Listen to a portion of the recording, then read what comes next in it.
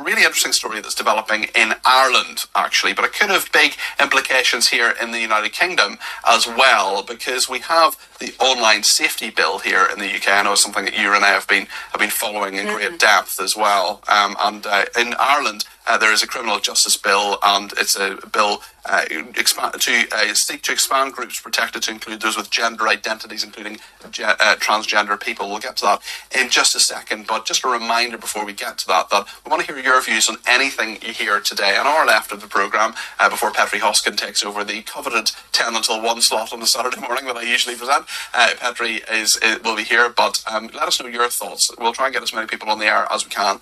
0344 499 1000. You can text Talk to 87222 with the word talk in your text, or you can tweet me at Talk TV or follow me at Peter Cardwell. But this Ireland story is really interesting, Renee, isn't it, in terms of what is kind of coming up? We're going to talk to two guests in a second, but what's your take on it so far? So it's really interesting. I think in both Ireland and the UK with the online safety bill, you know, the drive to censor hate speech. Of course, none of us want hate speech. None of us agree that, you know, racism, you know, inciting violence, anything like that should be allowed anywhere near platforms where people can actually get riled up and do harm to people.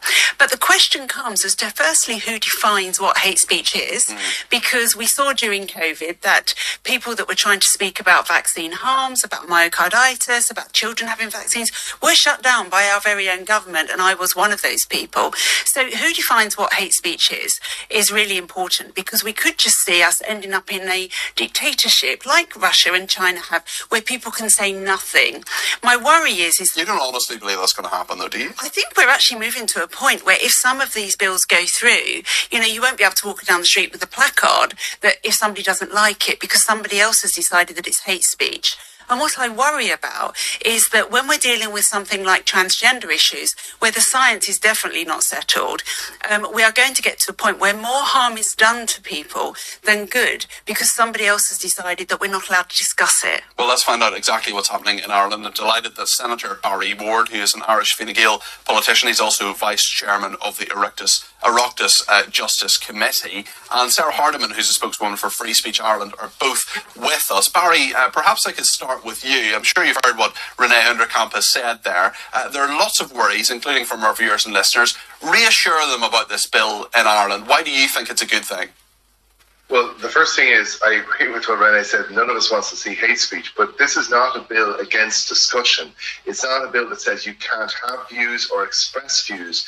It's not supposed to shut down debate. What it is supposed to do is to take the hate out of debate, and that's the issue. Because I agree we don't want hate speech, but you know, what are we going to do if we're going to stop hate speech if not put in place a law that says that it's not okay? Some people say it's a very fair argument, Sarah Hardiman. What's wrong with what Barry Ward is saying? I think we can all agree that we don't want to live in a society where hate is normalised. But I would put it to Senator Ward and his colleagues and say, who on earth do you think you are to be the regulator of that? That is not the role of the legislator. You're talking about infringing one of the most fundamental rights in a democracy, and that is free speech. And we're looking at this in this particular bill. There's many problems with it, but one of the biggest things is the specific codification of identity politics talking points. We're seeing that in the form of issues around sex and gender which your colleague, Senator and former Attorney General Michael McDowell referred to the Interim Minister for Justice and asked for a definition of gender. We're also seeing for the first time in this bill a reference to people who are transgender and non-binary status. That law, if it's not amended in this current bill, this will be the first reference to that in the Irish laws. So this is the problem.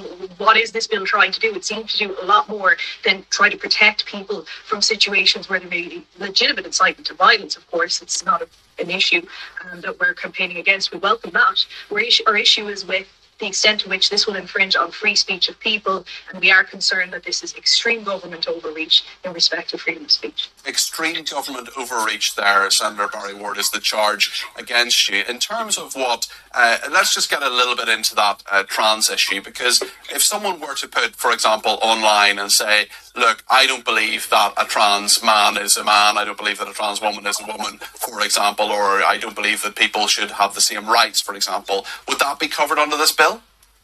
No, and the first thing to say is that free speech is, of course, already curtailed in lots of ways. We have defamation laws, we have already incitement to hatred laws, we have public order laws. So no right is absolute. It's free speech, and your right of free expression is still protected by the Constitution here in Ireland. It's protected by the European Convention. But as I said, this is not about shutting down discussion. So, for example, to express your views on transgenderism is not an offence. It's when you take those views and translate them into some kind of incitement to hate people who are non-gender normative or to incite violence against them that it becomes an offence. And so it's perfectly legitimate to express views, but not in a way that incites hatred against those groups. And I think that is an absolutely reasonable infringement on your right to free speech, because it's not an absolute right. You're not allowed to use it against other people within society. That sounds pretty reasonable to me, Sarah Hardiman. Why is Senator Ward wrong?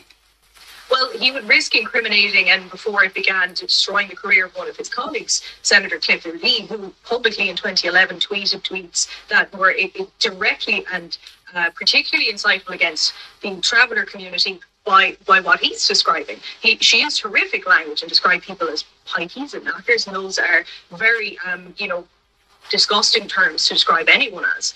And she later went on to apologise for those tweets, and she's gone on, and this is the difference. People, she's gone on to a political career. She's now bringing in legislation that could have seen someone like her. I'm sure that's a big issue in Ireland, Sarah, but I'm just wondering if our viewers and listeners are just going to be familiar with that, so I'm just going to move on slightly from that.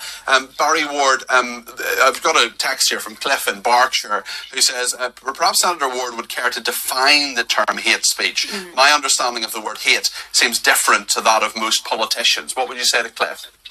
No, well, the bill doesn't contain a specific definition of what hate is, because we don't need that, because actually I think everybody does know what hate means. And in Irish law, you don't have to define terms that have an ordinary meaning. And so there is legislation that defines what ordinary terms mean, and we can rely on that. In fact, the Prohibition on Incitement to Hatred Act 1989, which is the current law in Ireland, and which of course predated the internet era, doesn't define hate either. So I don't think that's a problem. The kind of behaviour we're talking about here, and as I said earlier, it's not about shutting down debate, nor is it, by the way, about shutting down offence. It is still possible to cause offence. It is still possible to be offended without that constituting a criminal offence. And I think it's really important that those who wish to be offensive can rest assured they can continue to be offensive if that's what they want to do. It won't be an offence. But as I say, it's when you translate that into action or incitement to action that it's a problem. But surely there is subjectivity that is baked into this bill in terms of not defining what hate is, or actually even what gender is. Doesn't it place the burden of proof on the accused to justify what they've said and prove it's not hateful? No, and we don't rely on subjective attitudes. So if I decide that hate means wearing grey or something like that, that doesn't matter one iota. It is a matter for the courts to interpret that in line with our interpretation legislation as to what hate means. But in terms of gender, Sarah's quite right. One of my colleagues has complained about the definition of gender, which is incredibly broad. It's a very wide net that's being cast. It essentially defines gender as anything you want it to be. So if you define yourself as being a particular gender and somebody incites hatred against you for that reason, then you're covered by the bill. And what I say to that is, that's the way it should be. It doesn't change the definition of gender for ordinary people. It doesn't change the definition of gender in registration terms in Ireland or in legal terms. But for the purposes of this act, when you think of the people who are already subject of hate speech, people who fall outside gender norms, who are not male or female in the traditional sense, or don't perceive themselves to be male or female in the traditional sense, they're exactly the kind of people who will be targeted by hate speech. And so it's absolutely appropriate that the net will be cast as widely as possible in terms of people who are outside gender norms. Sarah, what do you make of that? Well, there's many issues in respect to that. We currently have ongoing debates with regard to gender, and you're going to see women whose issue around that and their particular interests are going to conflict with those of people who are trans-identifying. We're seeing that happen right now in the public space. We're seeing similar laws where they exist in similar jurisdictions, UK, New Zealand, for example. We've seen people like Kelly J. Keane have really dangerous threats made against her for that opinion, but she's also received calls from the police in the UK for her online commentary. And that's the concern, is that people who have legitimate public opinion, they're ordinary citizens doing grassroots things, they're getting knocks on the door from police. There's examples of people in the UK who've had knocks on the door from UK police over tweets. One woman famously in the UK, she's a feminist activist, who criticised a trans woman on the island who's having a discussion around the toilet issue, whether or not it's these sort of unwritten rules around who gets to use what bathrooms. We don't police that too heavily, but this is now coming to the fore. She received a knock on the door from the UK police by simply saying she did not want a man, a biological male, in the bathrooms with her and her children. Renee, you're itching to get in here? I am. So I think Sarah has just actually kind of touched on it, Senator Ward. I was going to ask you what would happen to women who want to campaign against having men who identified as women in their changing rooms or in their toilets. What would happen to that? Would they be able to? Yeah. Yes, and they continue to be entitled to mount that campaign because, as I said, it's not about stifling debate, it's about taking the hate out of debate. So it's perfectly reasonable for such a campaigner to say, I don't accept that a trans woman is a woman. I don't accept that a biological man should be in a woman's toilet, for example. Perfectly entitled to say that. It's not okay to say that all trans women should be killed or all trans women should be excluded from society or whatever it might be. But that is the important difference between legitimate discussion, which, by the way, is specifically provided for in the bill. There is a section of the Act which will say it's okay to have that legitimate debate, but there is a difference between that and saying something extreme like they should all be extricated or whatever it might be. But surely incitement to violence is against the law now. Why do we need extra laws? It is, and well, I suppose we don't need extra laws. This bill will actually repeal the 1989 Act. But as I said, the 1989 Act was passed at a very different time when we didn't all have the internet in our pocket, and the way in which hate speech is levied is very, very different now. The other thing is that bill was only incitement to hatred. This is also incitement to violence, and it covers also hate crime as well. Law in this regard, and crucially it is also something that addresses extraterritorial effects. So for example, in 1989 the concern was people on the main street in Dublin with pamphlets giving out information or their opinions that might be hateful. You can do that from a computer in Paris or Texas or wherever it might be, and the Act will cover that activity as well. But then surely you need a definition of what is hate. That's actually a point that Mary in County Down has been in touch about on text and saying, Barry says we don't need a definition of hate. This is shocking. He is trivialising the serious point about hate and gender definition. Barry is trying to stop people feeling hurt. That's ridiculous and childish. Barry. Well, I don't know whether that comment came in before. I specifically said it's not about stopping people from being hurt or offended. You can still be offended and offensive after this bill becomes law. But we don't need a definition of hate because nobody is in any doubt about what it means. And the specific difference... In fairness, Barry Ward, I think people are actually not entirely sure what it is. I think there are varying definitions of what it is and what it is to be both hateful and to be offended. Well, no, sorry. Being hateful is not in and of itself a crime under this legislation. Inciting others to be hateful is. But if you're in doubt about what is being considered by this, I must say I don't agree. But whatever it is, it'll be up to the court to interpret what it means in accordance with what the word means, what hate means. And I'm sorry, if you're in that much doubt, go and look it up in a dictionary because that's the interpretation that will be given to it by a court. One of the complaints that has been made in this jurisdiction in relation to this legislation is that the police force in Ireland apparently has its own definition because they are recording hate crimes here in Ireland as having a hate element to them. And essentially they do define that as being any offence in which the victim of that crime considers that it was motivated by hate. That is not a sufficient definition for this legislation and will not be applied. But it does sound like people are going to end up in court because you say you'll let the courts decide what hate is. People could end up in court for saying that they don't want a man next to their child in a toilet. No, because that's not inciting hatred. The term hatred is defined, by the way, but it's not inciting hatred to have a legitimate discussion. And as I said, there is a section of the bill which specifically precludes a whole range of activities, including academic discussion, media discussion, legitimate debate, religious preferences, etc. So they are all saved. And as I say, you continue to enjoy all the protections of a written constitution in this jurisdiction, where Article 40 guarantees a range of personal rights, as well as your Article 10 rights under the Convention on Human Rights. Thank you. Just a quick final word from Sarah Hardiman in terms of what you've heard. Sure. So to say that freedom of speech is being protected in this legislation, Senator Ward is referring to Section 11. It is the shortest piece. It's a 4-line entry, and it basically says, sure, you've got free speech. But we're going to look at similar jurisdictions, common law jurisdictions like the UK, like New Zealand. If we're going to leave it to the court system to determine what hate really is, and if you look at what's going on where you are, we're abroad in other common law jurisdictions. If that's the precedent that's going to be followed, we can expect the exact things that we are concerned about, that we're advocating against. So we're simply saying that this is going to stifle debate and free speech, and to say otherwise is naive when you look at how the laws and similar laws have been financed. Okay, thank you very much indeed, Sarah Hardiman, there, spokeswoman for Free Speech Ireland. Senator Barry Ward as well, Irish Fine Gael politician, Vice Chair of the Oireachtas Justice Committee. Thanks to both of them. Thanks to Renee as well, and thanks to you for being in touch, including Roy and Devon, who says if this Irish legislation about hate speech passes into law, I guarantee that within 12 months there will be a bonanza for a new cadre of hate speech lawyers as a subgroup of human rights lawyers. Well, we will see what happens. We will monitor it very closely. We're going to talk about Rishi Sunak's ratings in terms of what has happened in politics in the last little while with King of Polls, Joe Twyman. Stay with us.